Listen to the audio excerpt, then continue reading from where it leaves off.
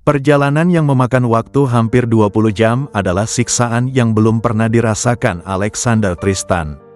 Setelah kereta yang panas dan sesak, ia harus berganti ke bus antar kota tua yang reyot, kemudian menumpang mobil bak terbuka milik seorang penjual hasil bumi. Setiap goncangan, setiap debu yang menusuk mata, adalah pengorbanan yang wajib dilalui. Namun, kepuasan karena berhasil melepaskan diri dari kandang emas membuatnya bisa bertahan.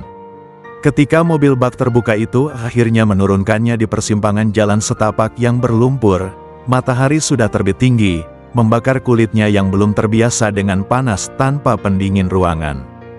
Desa Kembang Langit, nak. Turun saja di sini, sudah dekat, kata pengemudi truk dengan suara serak. Zack melompat turun, tas ransel lusuhnya terasa berat. Ia mencoba mengeluarkan uang dari dompet tipisnya, tetapi sopir itu menolaknya dengan lambaian tangan kasar. Tidak usah, anggap saja amal. Kau terlihat seperti anak baik yang sedang kesusahan, kata sopir itu, menatap pakaian Zack yang masih terlihat agak terlalu bersih untuk ukuran gelandangan sejati. Lalu, truk itu pergi, meninggalkan Zack sendirian. Zack menatap sekeliling. Udara di sini segar, bau tanah basah bercampur dengan aroma pepohonan pinus. Kontras sekali dengan polusi dan asap knalpot Jakarta. Di kejauhan, terhampar sawah hijau bertingkat-tingkat. Itu indah, tetapi bagi Zack, itu juga terasa asing dan mengancam. Lapar menyerang, ia sudah menghabiskan roti tawar dan sisa airnya. Ia merasakan tubuhnya berteriak untuk makanan yang layak, untuk kasur empuk yang nyaman. Rasa mual melanda, gabungan antara kelelahan, lapar, dan guncangan mental. Ini baru permulaan, Alexander. Jangan menyerah, ucap Zack dengan semangat. Ia mulai berjalan menyusuri jalan setapak menuju desa. Ia sengaja berjalan dengan langkah yang lambat dan sedikit pincang, menambahkan drama pada penyamarannya, sosok muda yang lelah dan tersesat. Memasuki desa Kembang Langit adalah seperti melintasi portal. Tidak ada gedung bertingkat, tidak ada mobil mewah, hanya rumah-rumah kayu sederhana dan tatapan ingin tahu dari para penduduk desa. Anak-anak kecil yang sedang bermain di halaman menunjuknya. Para ibu yang sedang menjemur padi berhenti sejenak dan berbisik. Zack tahu ia sedang dinilai. Ia harus terlihat lemah, tetapi tidak terlalu putus asa. Hal pertama yang ia cari adalah air bersih dan tempat berlindung. Ia menemukan sebuah pancuran umum di dekat balai desa. Ia langsung menyiram wajahnya, merasakan sensasi dingin air pegunungan yang menusuk. Ia meminumnya langsung dari tangan. Sebuah tindakan yang dulunya menjijikkan baginya. Ia mencoba mencari pekerjaan di sekitar warung kecil. Permisi, Bu, ada pekerjaan yang bisa saya lakukan? Apa saja? Tanyanya pada pemilik warung, seorang wanita parubaya yang terlihat sibuk. Wanita itu meliriknya dari atas ke bawah. Kau, terlalu bersih untuk gelandangan, terlalu lusuh untuk turis. Anak kota yang kabur. Di sini tidak ada pekerjaan, apa saja. Kau harus kuat, kami butuh orang untuk memanggul hasil panen ke pasar besok. Kau sanggup, ucap pemilik warung dengan kasar. Zack, yang seumur hidupnya hanya memanggul tas laptop, ragu. Saya akan berusaha, katanya. Berusaha tidak cukup di sini, nak. Kembali lagi besok subuh. Kalau kau masih ada, cibir wanita itu, dan kembali melayani pembeli lain. Kegagalan pertama, rasa lapar semakin menyakitkan. Ia mencari tempat untuk beristirahat. Setelah berjalan lebih jauh ke pinggiran desa, ia menemukan apa yang ia cari.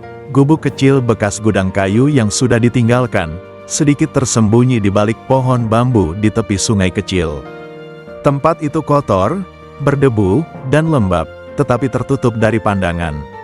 Ia membersihkan gubuk itu sebisanya, melapisi lantai tanah dengan tumpukan daun kering dan rumput sebagai alas tidur pertamanya.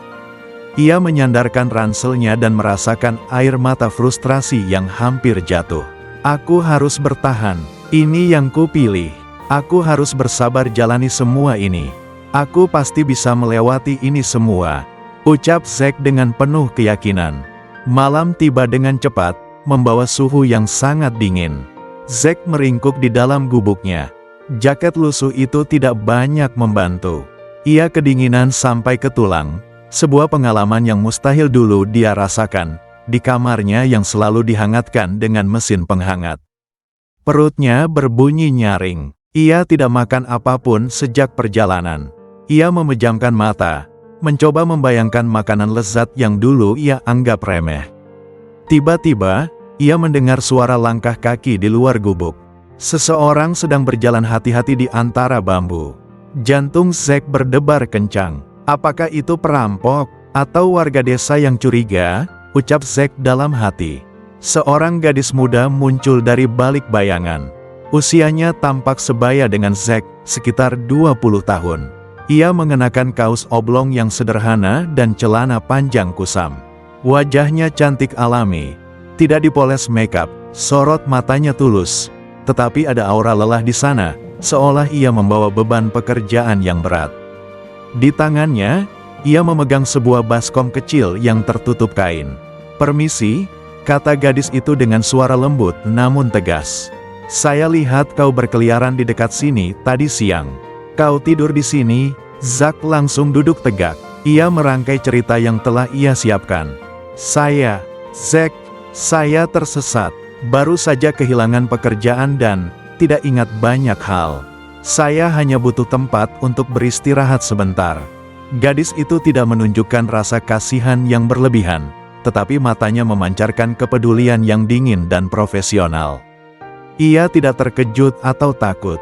"Namaku Laras. Aku relawan di balai desa. Kami tahu ada pendatang baru. Desa kami kecil, rahasia tidak bisa bersembunyi lama di sini." Laras meletakkan baskom itu di tanah.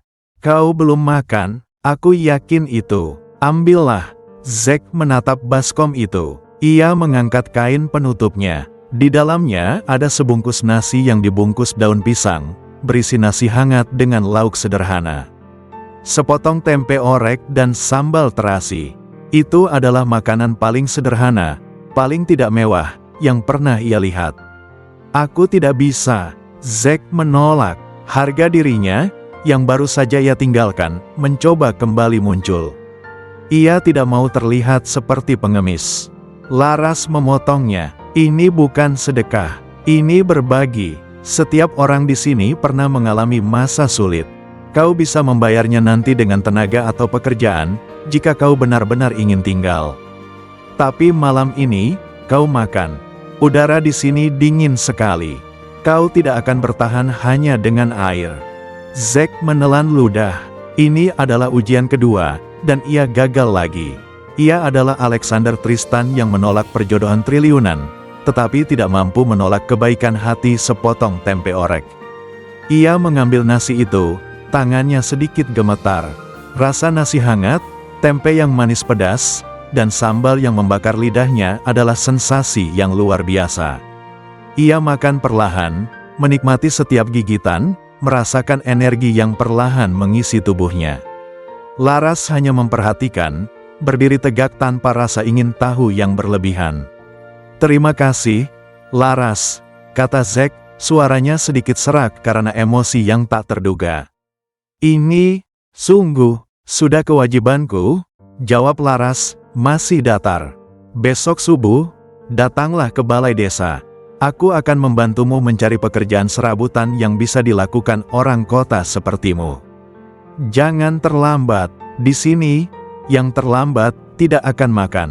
Setelah itu, Laras tidak mengucapkan sepatah kata pun lagi. Ia berbalik dan berjalan kembali ke kegelapan di antara bambu, meninggalkan Zack sendirian di gubuknya yang gelap.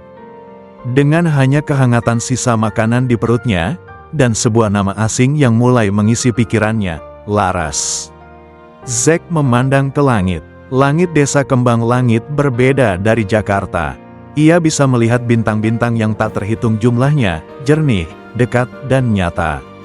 Di Jakarta, langit selalu kalah oleh cahaya buatan manusia. Di sini, alamlah yang berkuasa. Laras, gadis itu tidak terkesan olehnya. Tidak ada tatapan memuja, tidak ada pertanyaan tentang latar belakang atau kekayaannya. Ia hanya melihat seorang pemuda yang lapar dan kedinginan. Kepeduliannya murni, tanpa pamrih. Dia tidak meminta imbalan. Dia adalah tipe wanita yang aku cari. Ia menyentuh kembali dompetnya yang tipis. Kekuasaannya di Jakarta adalah uang. Kekuasaannya di sini adalah tenaganya, kemauan untuk bertahan, dan kemampuan untuk mendapatkan kepercayaan seseorang seperti Laras. Pengorbanan dan cinta, bisiknya pada bintang-bintang. Pengorbanan untuk bertahan hidup dengan pakaian lusuh ini, dengan tempat tidur tanah ini, dengan rasa lapar ini. Dan cinta yang akan berjuang untuknya, bukan untuk kekayaan Alexander Tristan. Ia teringat janji Robert, kau akan kembali jika kau gagal. Kegagalan terasa sangat dekat, hanya ada sekitar 300.000 rupiah sisa uangnya. Ia harus bekerja, atau ia akan benar-benar menjadi gelandangan yang mati kelaparan di pedesaan. Di Jakarta, jika ia lapar, ia hanya perlu menekan tombol delivery. Di sini, ia harus berjuang. Zack menutup mata, dinginnya malam menusuk, tetapi di dalam hatinya, ada kehangatan kecil yang ditinggalkan oleh Laras. Kehangatan nasi, dan kehangatan tulus dari hati seorang gadis yang tidak tahu bahwa ia baru saja memberi makan seorang triliuner. Ini adalah tidur paling tidak nyaman, paling dingin, dan paling nyata yang pernah saya rasakan seumur hidup.